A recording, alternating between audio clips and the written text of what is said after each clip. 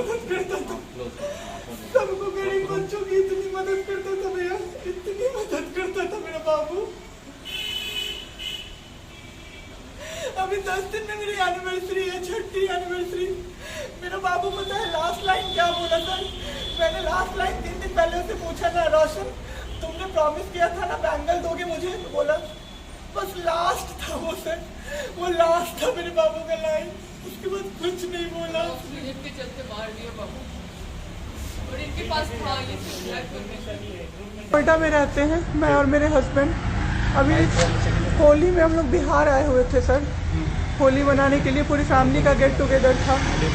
9 अप्रैल को मेरे हस्बैंड की तबीयत ख़राब हुई, फीवर हुआ उनको काफ़ी तेज। हमने कोरोना का 2-2, 3-3 बार टेस्ट करवाया, नेगेटिव आया। RT-PCR के लिए दिया तो वहाँ पे भागलपुर में सर, भागलपुर में थे हम लोग, वहाँ पे 1 दिन 2 दिन वेट करते करते 10 दिन तक रिपोर्ट नहीं आया। फिर हमने नोएडा के एक डॉक्टर हैं उनसे कंसल्ट किया, वीडियो कंसल्टेशन से। उन्होंने बोला कि CT चेस्ट करवाना है। हम लोग भागलपुर गए और CT चेस्ट करवाए तो उसमें उनका इन्फेक्शन आया, 60% लंग्स उनका उसमें इन्फेक्टेड था, डैमेज नहीं था, इन्फेक्टेड था बस। बाकी लंग्स का हर चीज़ परफेक्ट था, सारा चीज़ नाक का, गले का सब कुछ नॉर्मल था, उसमें रिपोर्ट में था। फिर हम लोग नेक्स्ट डे ग्लोकल हॉस्पिटल है भागलपुर में, ग्लोकल हॉस्पिटल लेके आए, वहाँ पे एडमिट कराया हमने ICU में। मेरी मदर की भी तबीयत ख़राब थी, मेरी मम्मी और मेरे हस्बैंड दोनों एक साथ एडमिट हुए। वहाँ पे इतनी लापरवाही हुई उनके साथ, इतनी लापरवाही हुई। डॉक्टर्स आते थे बस विजिट के लिए, 10 मिनट देख के गए, उसके अलावा जितने भी वहाँ पे नर्स थे, कंपाउंडर्स थे, सारे के सारे जल्लाद थे सर। कोई दवाई तक नहीं देना चाहता था पेशेंट। मेरी मदर टचवुड बेटर कंडीशन में थी थोड़ी, मेरे हस्बैंड बोल भी नहीं पा रहे थे उस समय तक, इशारे से पानी का ऐसे ऐसे बताते थे, लेकिन कोई उनको पानी नहीं पिलाता था सर। वो मुझे हार के फ़ोन करते थे कि पानी पिला दो। जब मैं अंदर जाती थी तो ये लोग हल्ला करते थे कि क्यों जा रहे हो अंदर, फिर भी मैं जाके उनको पानी पिलाती थी, जूस पिलाती थी। रेमडेसिविर इंजेक्शन का नाम आप लोगों ने अभी तक सबने सुन लिया होगा कि कितनी मुश्किल से मिल रहा है। डॉक्टर ने वहाँ सजेस्ट किया, मेरे 2-2 पेशेंट थे वहाँ, हमने बहुत मुश्किल से अरेंज किया। जब वो इंजेक्शन मिला तो एक दिन रात को जब इंजेक्शन देने लगे, हाफ इंजेक्शन फ्लोर पे गिरा दिया उन्होंने। हमने कहा कि इतना महंगा इंजेक्शन है, इसी का असर होके ठीक होते ये आपने कैसे गिरा दिया? उन्होंने कहा कि 50,000 का भी गिरा देता ना तो तुम कुछ नहीं कर पाती अभी। हम लोग चुपचाप वहाँ से सर हट गए। थोड़ी देर बाद वहाँ पे मेरे हस्बैंड को मैंने देखा कि उन्होंने 2-3 बार पॉटी किया था, यूरिन पास किया था, कोई क्लीन करने नहीं आ रहा था सर। 6 घंटे से वो उसी गंदगी पे पड़े हुए थे। उन्होंने मुझे फिर फ़ोन किया, बस फ़ोन कर पाते थे सर, बोल भी नहीं, बस मिस्ड कॉल आती थी, मैं समझ जाती थी कि कुछ परेशानी है उनको।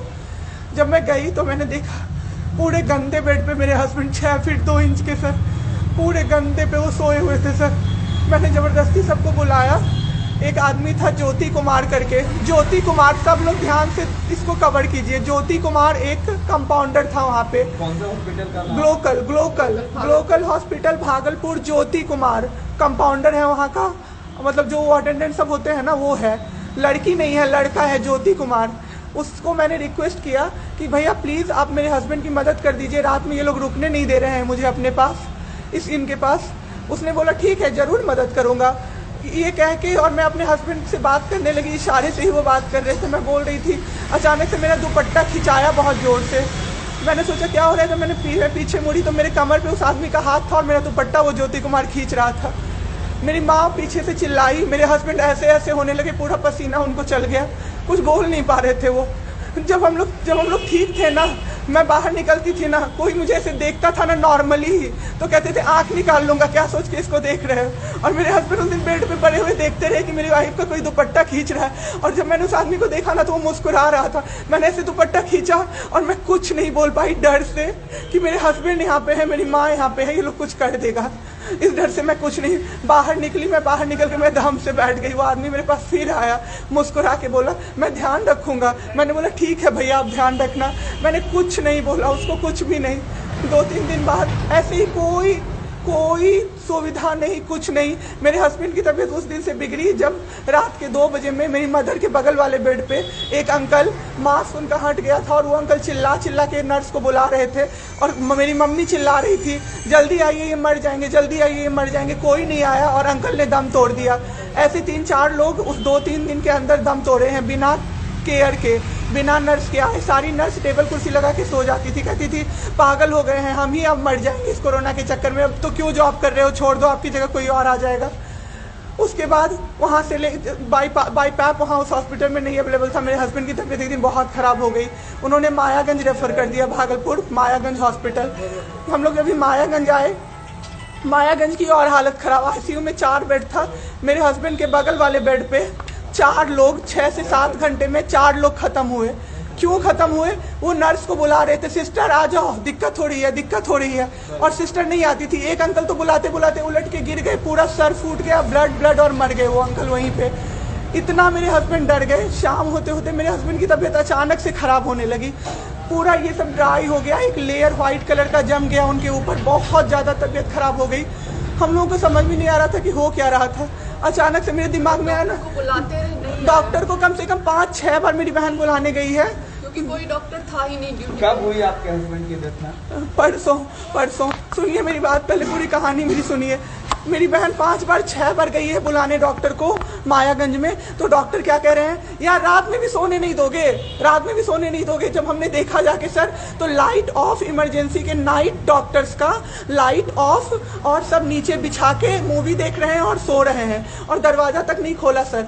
मेरे हस्बैंड की ऐसी हालत हुई, जब मेरी दीदी बहुत जाके चिल्लाई तब एक डॉक्टर आए वहाँ से, तो उन्होंने देखा क्या कि मास्क, उन्होंने ऐसे मास्क लगा होता है ना, उसमें एक ऑक्सीजन सप्लाई का पाइप होता है ना, वो पाइप ही नहीं लगाया था सर, बस मास्क लगा के छोड़ दिया था, ऑक्सीजन सप्लाई आ ही नहीं रहा था। जब बहुत कम हो गया तब वो डॉक्टर आए और पाइप लगाया, मेरे हस्बैंड तुरंत भी जिंदा हो गए। उसी दिन से उनके दिमाग में वो ऑक्सीजन की किल्लत का डर बैठ गया सर। बहुत 7 घंटे बिना ऑक्सीजन के रहे सर, लड़ते रहे। फिर उस दिन इतना वो डर गए, वो बोले नहीं अब हमको कहीं बाहर लेके चलो। दिल्ली में सर हमने बेड का किया, बहुत पता नहीं था, दिल्ली में कहीं भी जगह नहीं था। हम पटना आए, राजेश्वर हॉस्पिटल में सर पटना आए। यहाँ पे इन्होंने कहा आईसीयू में अटेंडेंट नहीं अलाउड है, नहीं जाओगे आप। मेरे हस्बैंड रोने लगे कि मेरी वाइफ को बस भेज दो, वो रहेगी तो मैं ठीक हो जाऊँगा। इन लोगों ने नहीं अलाउ किया सर। आज मैंने देखा, एम्बुलेंस से हम लोग भागलपुर से पटना आए थे राजेश्वर, रास्ते में उनको 3 बार पॉटी हुई थी सर। उसी गंदे बेड पे उनको 4-5 घंटे राजेश्वर में सुलाया रहा। मैं 10 बार जाके बोली बाहर से कि सर प्लीज़ बेड क्लीन कर दीजिए, वो हम लोग देख लेंगे ना। एक डॉक्टर निकले, मैंने बोला, वो मेरे हस्बैंड अंदर से ना बोल नहीं पा रहे थे, अंदर से ऐसे ऐसे कर रहे थे, बुला रहे थे सबको। मैंने कहा सर वो बुला रहे हैं किसी को बाहर से, तो एक डॉक्टर मुझे कहता है अरे छोड़िए ना, वो छोड़ा तो ऐसे ही बौखला रहा है जब से आया है। मैं उस समय कुछ नहीं कर पाई सर। उसके बाद उनका ऑक्सीजन लेवल जब 37 हो गया, तब मेरे साथ मेरी दीदी थी, मेरे जीजा जी थे और मेरे जेठ थे।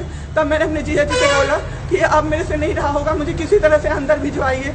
तब उन्होंने ज़बरदस्ती मुझे अंदर भेजा और 37 से 74 मैंने कर दिया 10 मिनट में। मेरे बाबू का ऑक्सीजन लेवल मैंने बढ़ा दिया। उसके बाद इन लोगों ने मुझे बोला, मैंने बोला सर अटेंडेंट अलाउड है, सारे के अटेंडेंट बैठे हुए थे। तो एक डॉक्टर ने मुझे बोला अटेंडेंट अलाउड नहीं रहेंगे तो कैसे काम चलेगा, सब तो कोरोना से बीमार पड़ रहे हैं, हम लोग कितना देखें, हम लोग क्या मर जाए खांसते खांसते सबको देख के, बैठिए चुपचाप और देखिए। 15 दिन तक सर एक टेबल पे एक लगातार मैं बैठी हूँ। आज 1 महीना पे मैंने ब्रश किया है सर, 1 महीने पे ब्रश किया है मैंने। बाबू को बहुत ठीक कर दिया, इतना स्ट्रॉ लगा के सर, मास्क के अंदर से स्ट्रॉ लगा के बाबू को मैंने जूस, दाल, रोटी सब कुछ पिलाया सर। इतने ठीक हो गए ना कि जो डॉक्टर फर्स्ट डे बोला था ये बचेगा नहीं, वो डॉक्टर सर 3-4 दिन बाद कहता है टचवुड क्या कर दिया आपने इनके साथ, ये तो एकदम ठीक हो गए, गजब का फाइट दिया आप दोनों ने मिलके। मुझे क्या पता था कि मैं फाइट दे रही हूँ और ये लोग मेरे बाबू को ख़त्म कर देंगे। इतना ऑक्सीजन का किल्लत सर, मेरा बाबू डर गया बहुत ज़्यादा। ऑक्सीजन सिलेंडर देखता था और कहता था हाँ वो ख़त्म हो जाएगा, वो ख़त्म हो जाएगा। मैं कहती थी नहीं ख़त्म होगा बाबू। 1.5 घंटे के लिए सर ऑक्सीजन सप्लाई बंद रहता था। बाद में हमें पता चला ये लोग ब्लैक मार्केटिंग कर रहे हैं अंदर में ऑक्सीजन सिलेंडर का। जो अस्पताल वाले हैं ना, वो ऑक्सीजन सप्लाई बंद कर देते थे ताकि बेचैन होके लोग खरीदें उन्हीं से। हम भी खरीदे सर, मैंने भी खरीदा, क्या करते, हमें भी तो चाहिए था।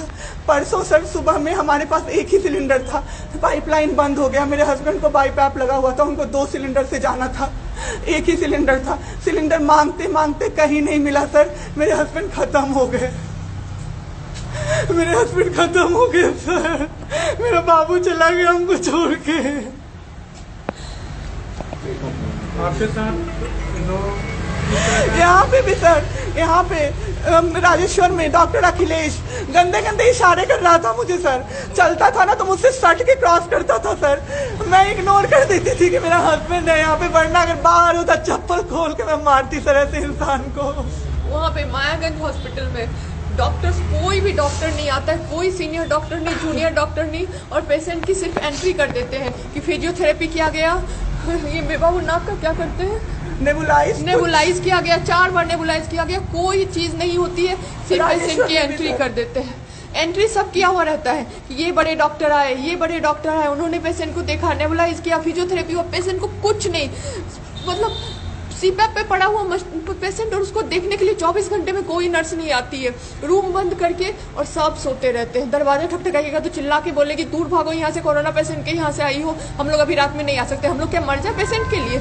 कोई नहीं आता है, कोई नहीं आता है देखने के लिए किसी को। ये लोग पटना में हम तो 26 तारीख को आए पटना।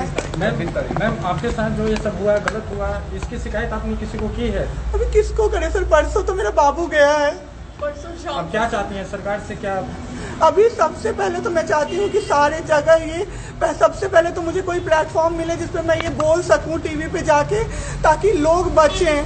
अब जिसके साथ जो हो नहीं हो तो सेकेंडरी है, हमारे जैसे जो लोग उसमें पड़े हैं ना, जो ये छोड़ के भूल जाते हैं कि पेशेंट का ख्याल डॉक्टर्स रखेंगे, वो जाके अपने पेशेंट का ख्याल रखें, नहीं तो सब मर जाएंगे सर, सब मर जाएंगे। एक डॉक्टर एक दिन आए राजेश्वर में, कहते हैं अरे ये बेड अभी तक नहीं खाली हुआ है, मतलब ये आदमी अभी तक नहीं मरा है।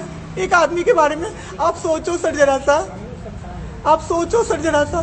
मेरे हस्बैंड को वेंटिलेटर पे नहीं रखा सर, वो शायद बच जाते। और जब मेरी एक फ्रेंड है डॉक्टर, उसने बात की कि आपने वेंटिलेटर पे क्यों नहीं रखा, तो झूठ कह रहे हैं कि फैमिली वालों ने मना किया। हमें कोई सजेशन नहीं दिया, कोई सजेशन नहीं पे आप रख सकते हो, कुछ भी नहीं सर, वो बस वेट कर रहे थे कि ये बेड खाली हो।